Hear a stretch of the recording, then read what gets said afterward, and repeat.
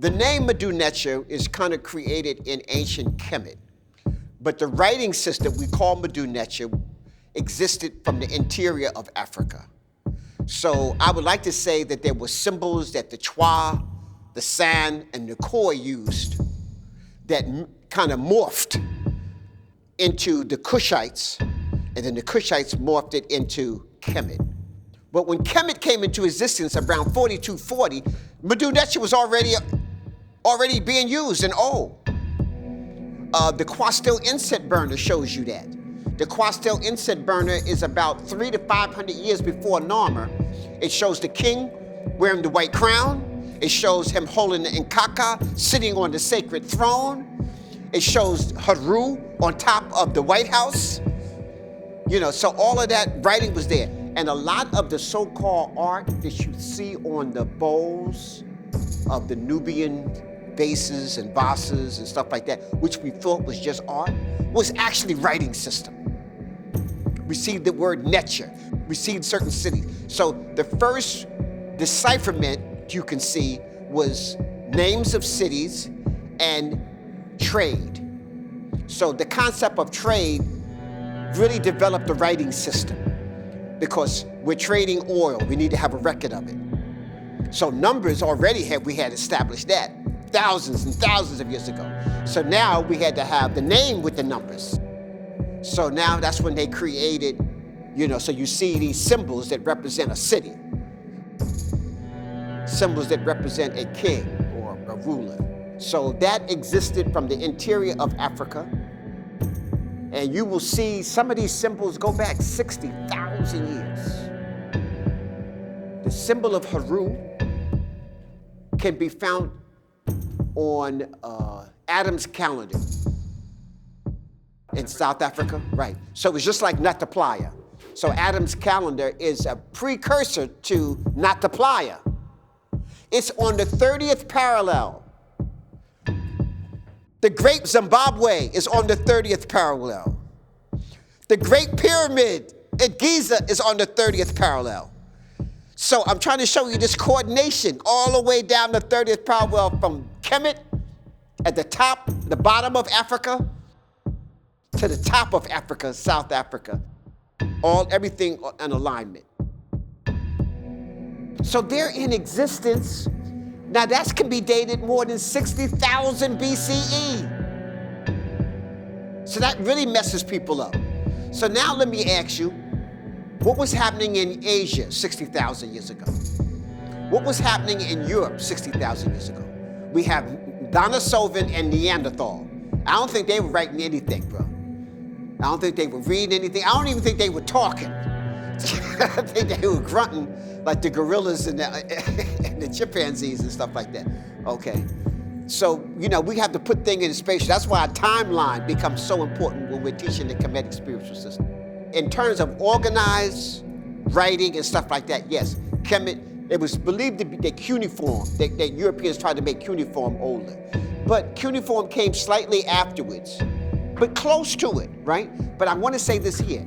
The founders of cuneiform and the founders of Medu Neter are the same people. They both are Kushites. Kush, when you go to Sumer in Asia there, Sumer was created by Nimrod, the son of Kush. So I want people to go back and look at these stories.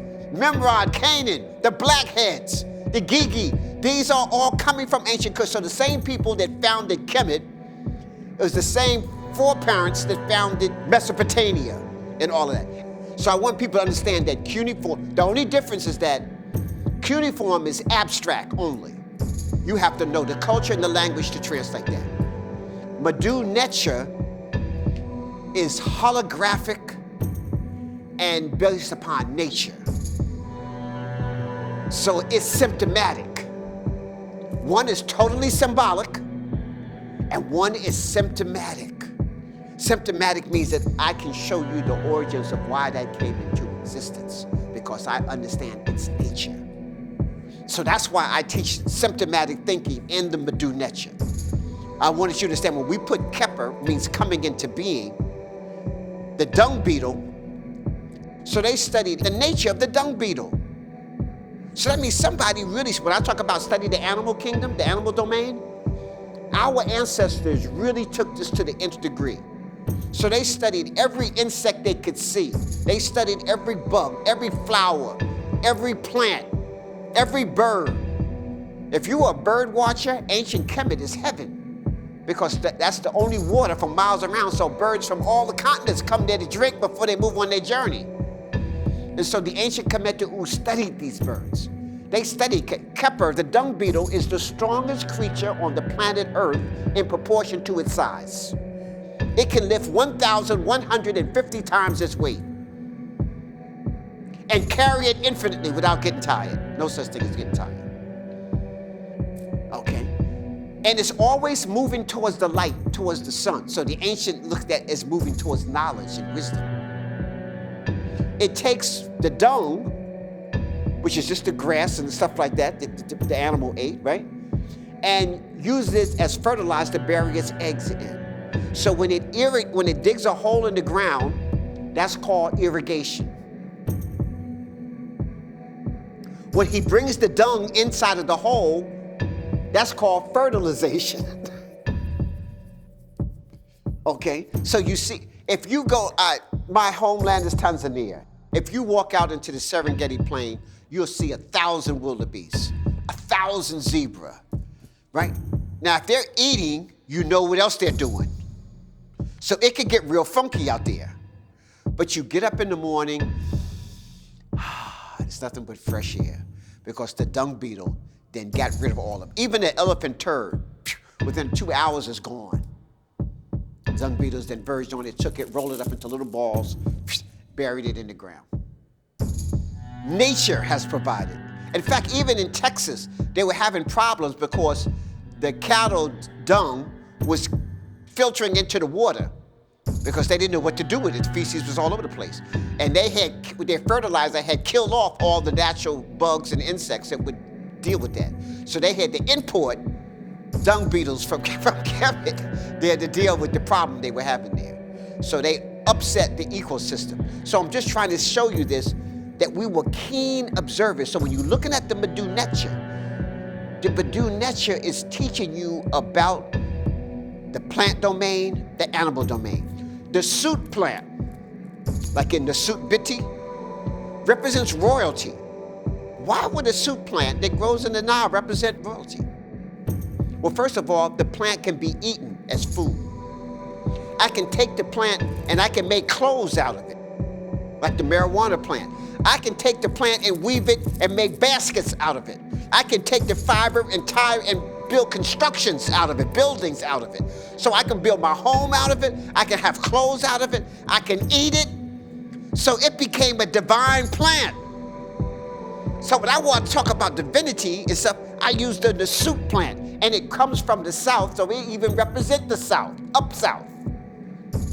So you see, the papyrus became the north, and the papyrus plant grows in a pyramid shape, the stalk, the stem.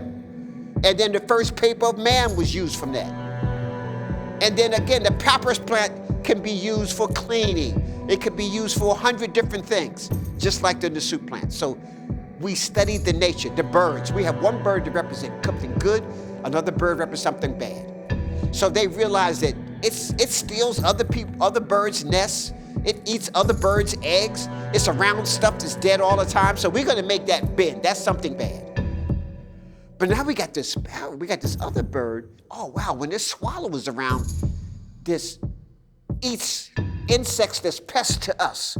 It eats mosquitoes and bugs and wasps and things that bother human beings. So we're going to put that little bird behind something that's good. So weret, like the great weret, that's the word bird, okay? You see? So studying nature, the Medu Neter is symptomatic thinking. It's showing you the essence of something, why something came into being. And so that's why I teach it. And I found out that it enhances every language. When I was teaching Ashanti Tree, the Medu Neter to Ashanti Tree, I found out that the people who were speaking Tree didn't know the origins of their own words. They learned their language symbolically, and everybody does that. They don't know the origin of the words they're saying. They heard their mama say it, their grandmama said it, they say it. We learn symbolically, only what we hear. We don't know the real meanings behind it. The Medu Neter will help you understand the meaning behind the real words. I think I've done this before. Like in the Shanti tree, they have a word called obroni. If you ask the average Ghanaian, what does obroni mean? They said the white man, or it means the foreigner. No, the word obroni symptomatically meant destroyer. So these Europeans who came, who were destroying the culture, destroying the land, they call them obroni. So when you come in there, you act like that, they call you obroni. So it's not just a white man, it's anybody but the common people don't know that. They just think it just means foreigner. In Swahili, we have the word called the wazungu. So one person is an mzungu versus a wazungu. So if you ask the average Swahili-speaking person, they just say, oh, it means the white man. No, it means the destroyer who has a soul like a 2-year-old, who only takes. See, so symptomatic thinking. So the Medu Neter helps you go to the root of why a word is what it is. So now I got a whole nother picture. So when I'm teaching Medu Neter, I want you to understand it the way the ancient Kemetu understand it. I don't want you just to be symbolic through it. You know, Uncle Jasaneb, and you don't even know why you said that and why those words mean that. Why is Uja? Uja is a fire drill. They believe that you can't have civilization without fire. So Uja, which is a fire drill, means to be prosperous. So if you can control fire, then you can cook, you can smelt metals, irons, you can create bricks, you see what I'm saying? So now you were able to be prosperous because you can control the use of fire. A fire drill was the symbol for prosperity. Health, seneb, a cloth, a bolt of cloth. When you were able to clothe yourself, you were able to not get sick and control yourself from the different types of weather. So seneb became synonymous with health. So that's the way I teach the Medu Neter, symptomatic thought. As you're learning the alphabet, and then you learn biliterals and triliterals, I make you study all these birds. I make you study all these animals so you know the meanings behind them, why they chose that animal.